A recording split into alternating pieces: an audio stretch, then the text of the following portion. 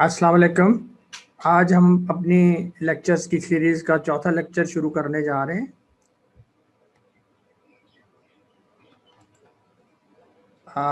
आपने अक्सर देखा होगा कि बहन भाइयों की शक्लें आपस में बहुत मिलती हैं और यस असल में पैदा होने वाले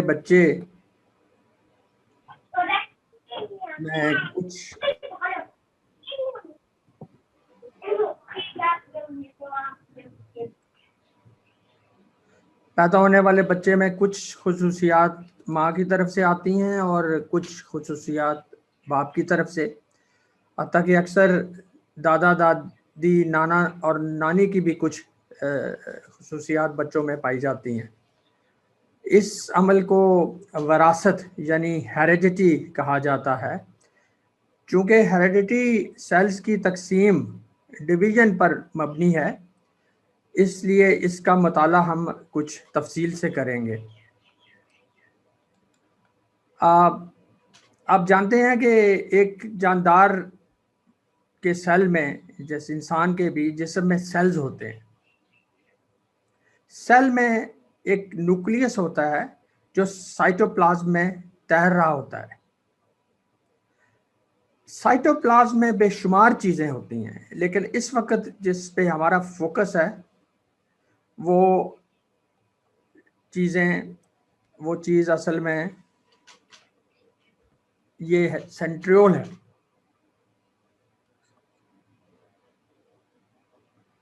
और सेंट्रियोल्स का असल में एक जोड़ा इस तरह यहाँ पे एग्जिस्ट कर रहा होता है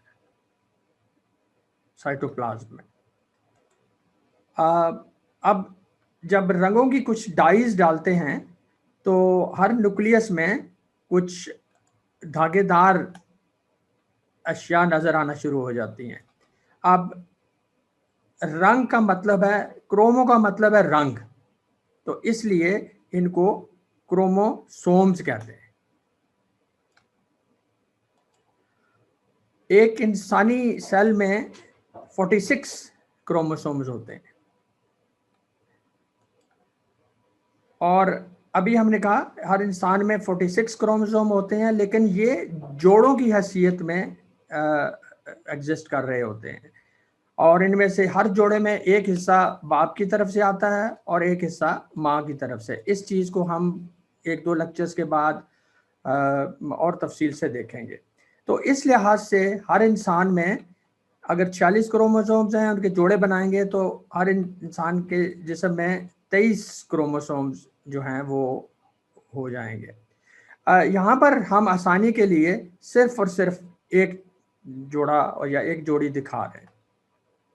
अब ये देखिए, ये इंसान के 23 क्रोमोसोम्स की का जोड़ा है, 22 और ये 23। अब 23 में दो चीज़ें हैं, अगर वो फीमेल है तो उसमें ये चीज़ एग्जिस्ट करेगी और अगर वो मेल है तो ये चीज़ एग्जिस्ट करेगी। तो 22 जमा 1 23। फिर वही बात, क्रोमोसोम्स का साइज क्या है? आपका कद लेके अगर 1 मीटर का तकरीबन अंदाज़ा लगा के हमने कहा था कि 1 मीटर का 1 मिलियंथ हिस्सा 1 मिलीमीटर होता है और 1 मिलीमीटर का 1 मिलियंथ हिस्सा 1000th हिस्सा 1 माइक्रोमीटर होता है। और फिर आगे चलें तो 1 माइक्रोमीटर का 1 1000th हिस्सा 1 नैनोमीटर कहलाएगा। तो आपको अब अंदाज़ा हो गया कि जब 1 माइक्रोमीटर 1 मीटर का मिलियंथ हिस्सा बनता था तो 1 नैनोमीटर 1 मीटर का बिलियंथ हिस्सा बन जाएगा। तो क्रोमोसोम जो है इसकी मोटाई, ये नीला आप समझे क्रोमोसोम है, तो इसकी मोटाई तकरीबन 2 से 4 नैनोमीटर होती है और इसकी लंबाई जो है वो 17 से लेके 85 नैनोमीटर होती है। यानी कि इंसानी क्रोमोसोम्स में सबसे छोटा क्रोमोसोम 17 नैनोमीटर का है और सबसे लंबा क्रोमोसोम 85 नैनोमीटर का है। क्रोमोसोम की शक्ल के बारे में जब हम बात करते हैं तो ये एक लंबे बैलून की तरह होता है जिसको दरमियान में से बांध दिया गया हो।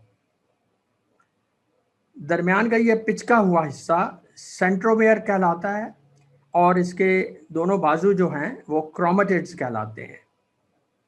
अक्सर सेल्स में सेंट्रोमेयर बिल्कुल दरमियान में नहीं होता, जैसा कि इन तस्वीरों में आप देखेंगे। ये दरमियान में है, ये दरमियान से थोड़ा सा हटके, दरमियान से और थोड़ा सा हटके, और ये बिल्कुल सिरे पे। लेकिन आसानी की खातर और सबक को समझने की खातर हम फिलहाल इसको दरमियान में ही लेंगे। गुब्बारे से मैं आपको समझाने की कोशिश करूंगा कि क्रोमोसोम्स की शक्ल कैसी होती है। ये एक फुलाया हुआ गुब्बारा है और इसको हम दरमियान से अगर बांध दें तो ये क्रोमोसोम को बहुत अच्छा रिप्रेजेंट करता है। ये इसका पॉइंट हो गया और ये इसके बाजू हो गए। अब हम असल बात की तरफ आते हैं कि सेल्स जो हैं वो इनकी तकसीम किस तरह होती है, यानी कि सेल डिवीजन किस तरह होती है। तो याद रखने की ये बात है कि सेल्स दो तरीक़ों से तकसीम होते हैं, एक मायोटोसिस कहलाता है और एक मियोसिस कहलाता है। तो पहले हम मायोटोसिस की बात करेंगे।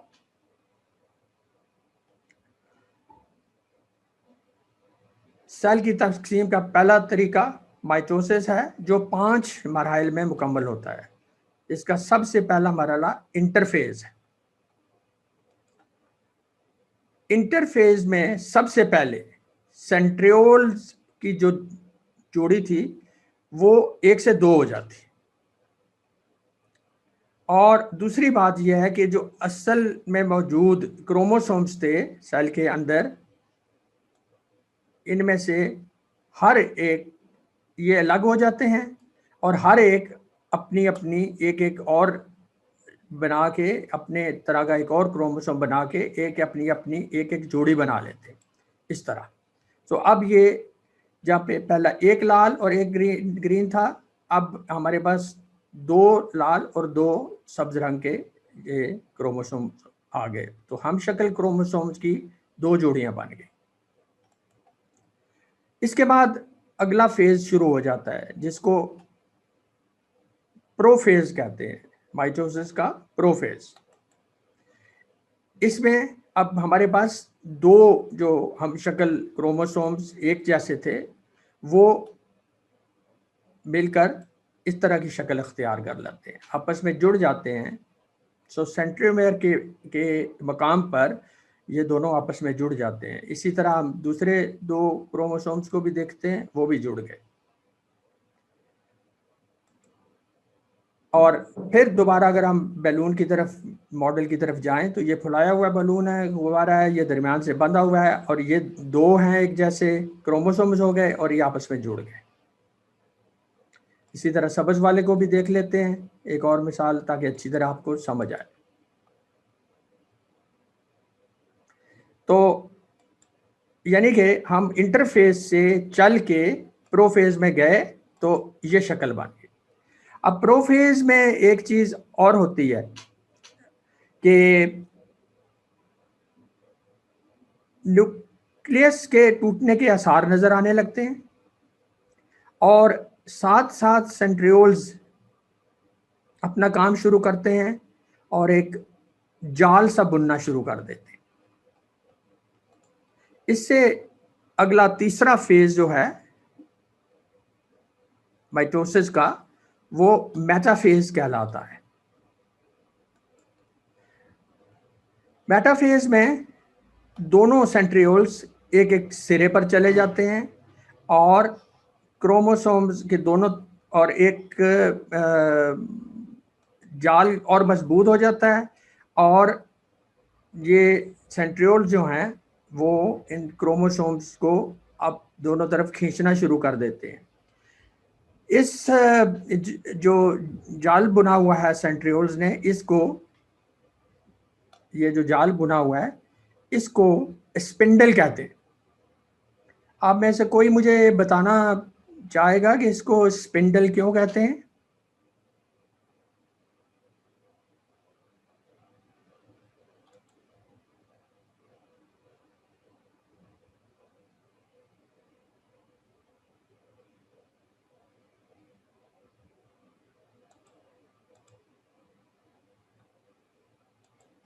जी, कोई नहीं।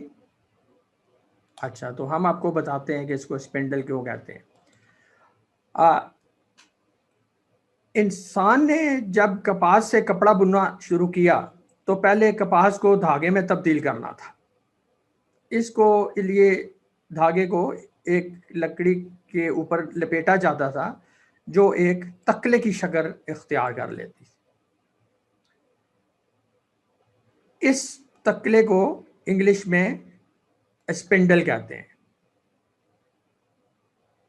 और इसके बाद तकले जैसी जितनी भी अशकाल होती हैं उनको स्पिंडल कहा जाने लगा।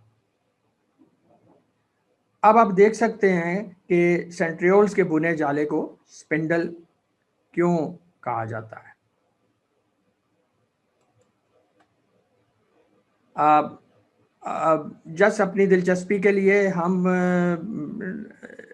एक तसव्वुराती खेल खेलते हैं ताकि आपको इस स्पिंडल के बारे में थोड़ी सी और कॉन्सेप्ट आपका क्लियर हो जाए। आप सब मकड़ी आपने देखी होगी और इसके जाले से भी वाकिफ होंगे। अब आप ज़रा सोचिए कि आपके पास दो इंतहाई समझदार मकड़ियां हैं, शायद वो 8वीं जमात में पढ़ रही हैं, और वो मिलकर एक इस तरह का जाला बनाती हैं कि एक तरफ तो वो अपना जाला नॉर्मल तरीके से बना रही हैं, लेकिन दूसरी तरफ वो आपस में अपना जाला जोड़ देती हैं। इस ख्याली जाल की शक्ल हमारे स्पिंडल की तरह की होगी।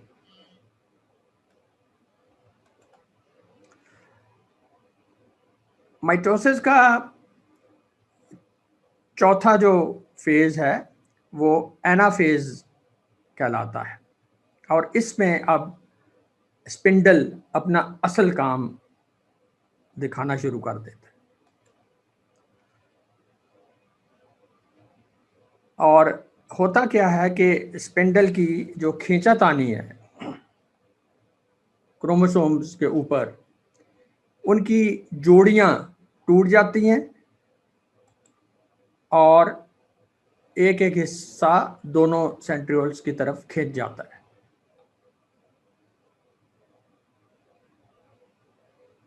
फिर सुनिए,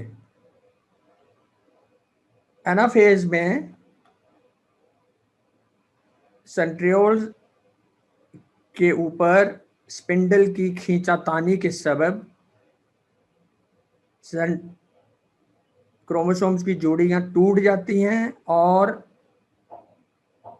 जो हम शक्ल क्रोमोसोम्स की जोड़ी बनी हुई थी वो टूट जाती है क्रॉस की शक्ल में, और दोनों जोड़ियां एक एक करके क्रोमोसोम दोनों किस्म के वो दोनों तरफ खिंच जाते हैं इस तरह। सही हो गया। अब आगे क्या होता है? अगला जो आखिरी फेज है वो टेलोफेज है माइटोसिस का, और इसमें ये होता है कि ये जो हमारा पिछला मरहला आया था कि क्रोमोसोम की जोड़ियां इधर इनके पास खिंच गई और अब ये दरमियान में से पिचकना शुरू हो जाएगा। जिस तरह हमने बलून को बांधा था इस तरह ये पिचकना शुरू हो जाएगा, दरमियान से बंधना शुरू हो जाएगा। ये दबाव आहिस्ता आहिस्ता बढ़ता जाएगा हत्ता कि ये बिल्कुल एक गहरी खाई की शक्ल इख्तियार कर ले,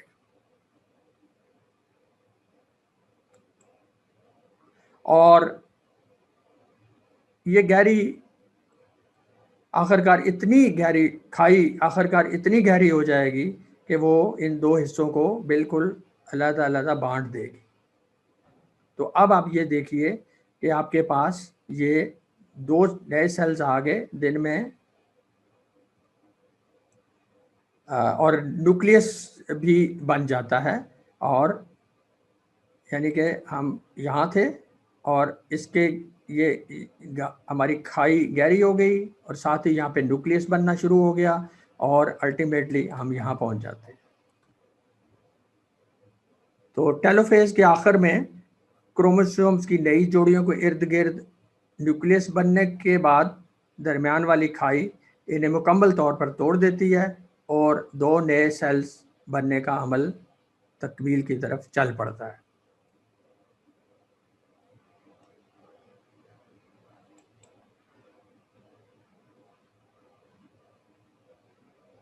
اور یہ آپ دیکھیے کہ یہ بالکل جو پہلی طرح کے ہمارے پاس سیلز تھے اسی طرح کے جس سیل سے ہم نے شروع کیا تھا اسی طرح کے 2 سیل آ گئے. یعنی کہ مائٹوسس میں کیا ہو رہا ہے؟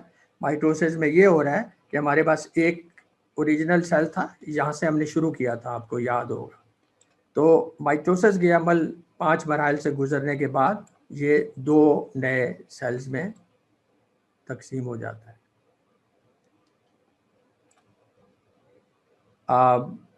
مائٹوسس کو آپ یوں بھی سمجھ سکتے ہیں، سارے کو جو خلاصہ ہے جو ابھی تک ہم نے بیان کیا کہ ہمارے پاس ایک اوریجنل سیل تھا، اس میں اس کے بعد اس نے اس طرح کی شکل اختیار کی، تھوڑا سا لبوترا ہوا، پھر اس کے درمیان یہ تقسیم ہونا شروع ہوا، کھائی بننی شروع ہوئی اور پھر یہ چل کے الٹیمیٹلی یہ اس شکل پہ پہنچ گیا. تو آپ یہ دیکھ لیں کہ اس مائٹوسس میں کیا ہوا کہ ہمارے پاس ہم نے شروع ایک سیل سے کیا تھا اور اس طرح کے ہمیں 2 سیل مل گئے. یہ عمل ہمارے جسم میں اس لیے ضروری ہے کہ جیسے جیسے بڑھتے ہیں ہمارے جسم کو گوشت کی اور سیلز کی ضرورت ہوتی ہے. تو مائٹوسس ہی وہ عمل ہے جس سے ہماری بڑھوت ہوتی ہے، ہماری گروتھ ہوتی ہے، ہمارے جسم کے مختلف اعضاء، ہماری ہڈیاں بڑی ہوتی ہیں، ہمارا قد بڑا ہوتا ہے، ہمارے جسم پہ گوشت کی تہ جو ہے وہ بڑھتی جاتی ہے.